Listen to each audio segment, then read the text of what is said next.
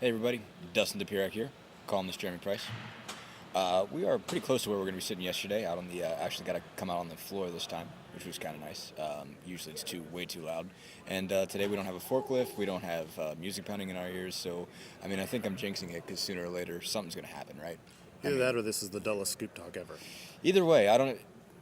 You got a point. Maybe that's just as bad if we don't have any just ridiculous, strange things happening in the background. But anyway, we're here to talk Indiana-Temple. Indiana gets a shot to play for a return trip to the Sweet 16 tomorrow against a pretty good Temple team that we saw beat North Carolina State yesterday. Just to start, I guess, what's your just impressions of the Owls? I mean, you saw a little bit of them on Friday. Just your thoughts. Yeah, very solid team. I've seen little bits and pieces on TV throughout the year. They played Duke, they played Syracuse, lost to Duke, lost to Kansas, beat Syracuse, beat St. Louis, obviously a really good team in the A-10, beat VCU, a really good team in the A-10. So I think that this is a team that's very capable of beating just about anybody. They've obviously not been, the most consistent team throughout the season, or they wouldn't have been a 9 seed coming into this. But They got a loss against Canisius, right? Somewhere in something like that. Yeah, they had a few bad losses in there too. But anytime you've got a scoring guard like Khalif Wyatt, you've got a good chance in the NCAA tournament because that's a guy that can literally carry you through a game. Absolutely. And that's part of what makes Temple so dangerous. Yeah, no, I mean, I think we talked yesterday about Ben Gordon and, Kemba Walker. I mean, like, Khalif Wyatt is that sort of player that even if nothing else is working, this is a guy who's determined. This is the guy who can he can score just about any way. He can hit any shot on the floor. He can get to the rim a lot. Just big, tough kid, 6'4", 215, just that kind of East Coast bulldog guard that you see coming out of New York City playgrounds and Philadelphia playgrounds and all that kind of stuff. I mean, that's stereotypical as could possibly be, I understand. But Wyatt's just that tough kid, and you just saw a lot of that on Friday. I mean, I think he got to the line 14 free throws. Just one of those guys just doesn't get denied. I think he's got almost more than 100 more field goal attempts than anybody else on his team, but also I think it is top 10 in the country in free throw attempts. Free throw makes, just gets to the line and finds ways to score. Yeah, he's not going to back down. He's not going to be intimidated by anybody. He misses a couple shots. He's not going to stop shooting. Right. I mean, yeah. this is a guy that's Inefficiency is not his biggest concern. Yeah, no. This is a guy very confident in himself and in his abilities, and if things are going bad, they're going to go right soon in his mind.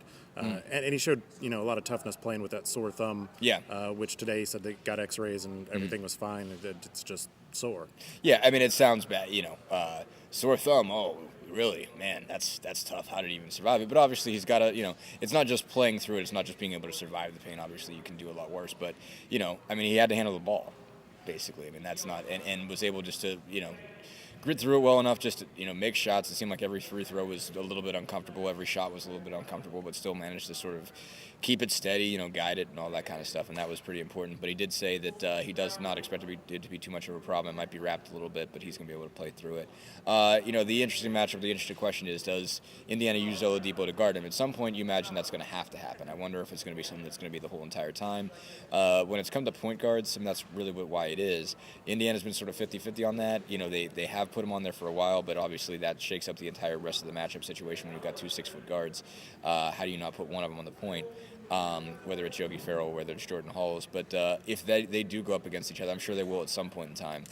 That's going to be fun to watch. Yeah, I think they definitely will at some point, but I don't think it's a guarantee to go that way from the start. As a matter of fact, I rather expect that Yogi Ferrell will actually start off on Wyatt, and they'll kind of see how it goes from there. They've done that plenty of times before. Obviously, it happened with Trey Burke and some other guys. Yeah, I was gonna say a lot of the comparisons with Wyatt.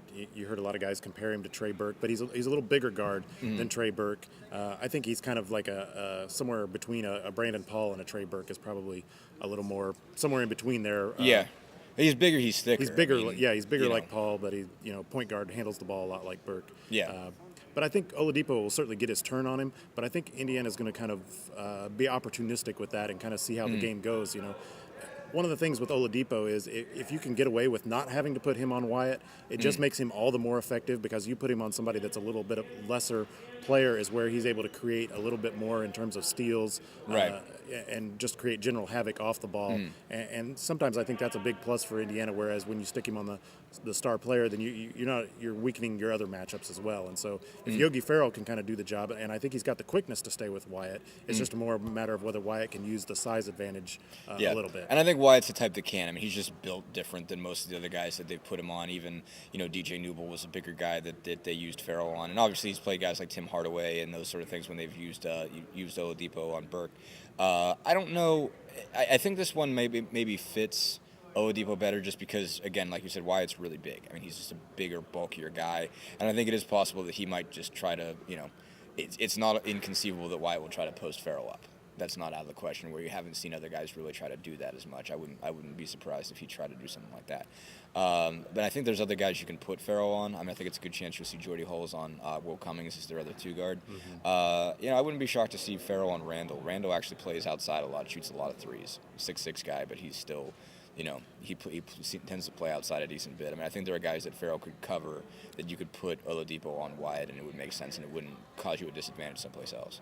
It does, but I do think Temple will try to exploit that if they go that, particularly with Randall. I mean, he's a guy that's got a big body, and at 6'6", I think he would be comfortable if they can get him in the post or get him something moving towards the basket. Right. He's not necessarily a guy that's going to dribble drive a lot, I don't think.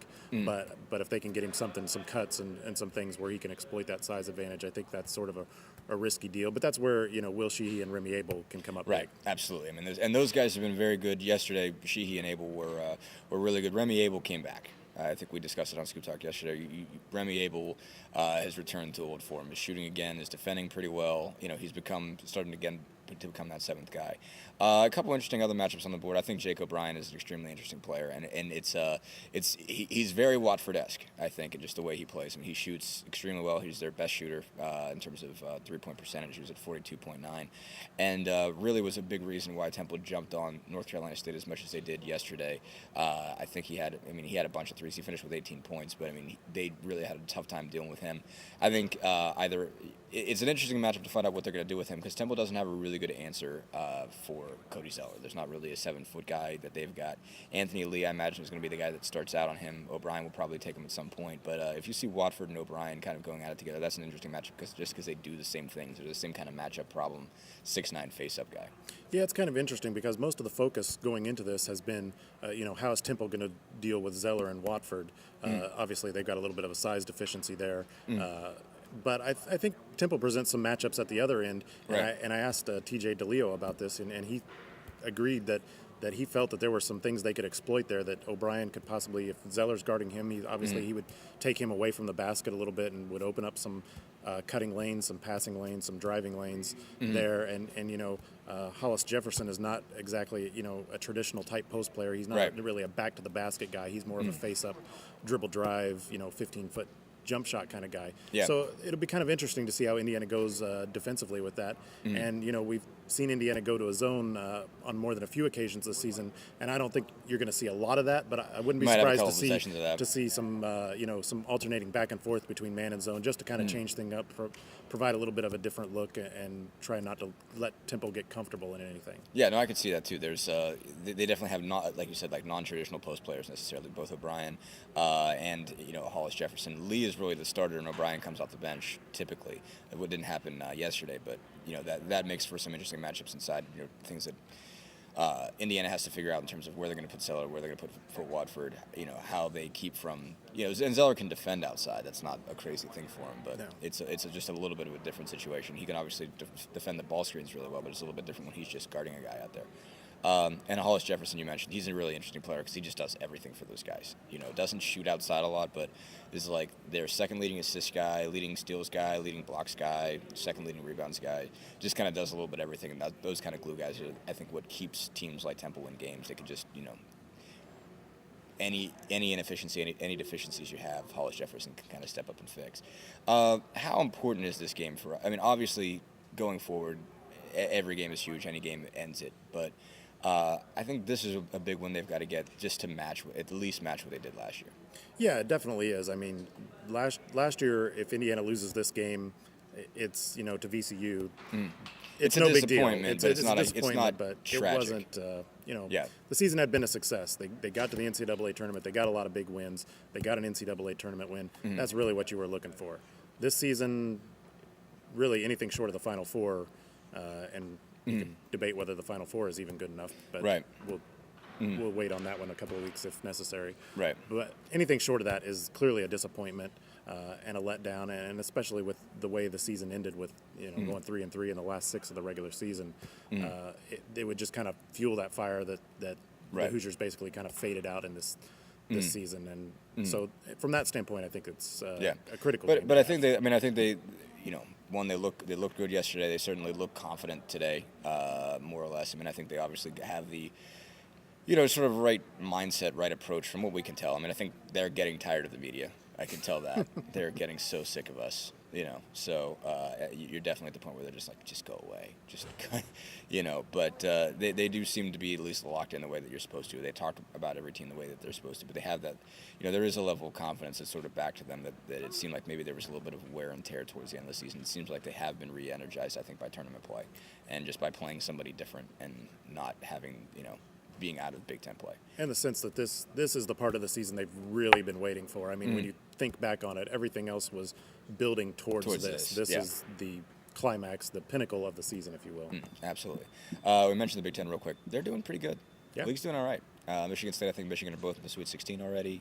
Wisconsin's obviously done. Minnesota and Illinois got a couple big wins. Minnesota upsets UCLA. At least I think that was an upset because I picked UCLA, so maybe that's not really an upset, but I picked it is to Minnesota. my bracket, which is dead anyway. We'll talk about that. But anyway, been an interesting tournament so far, and get going again tomorrow. Thanks, guys.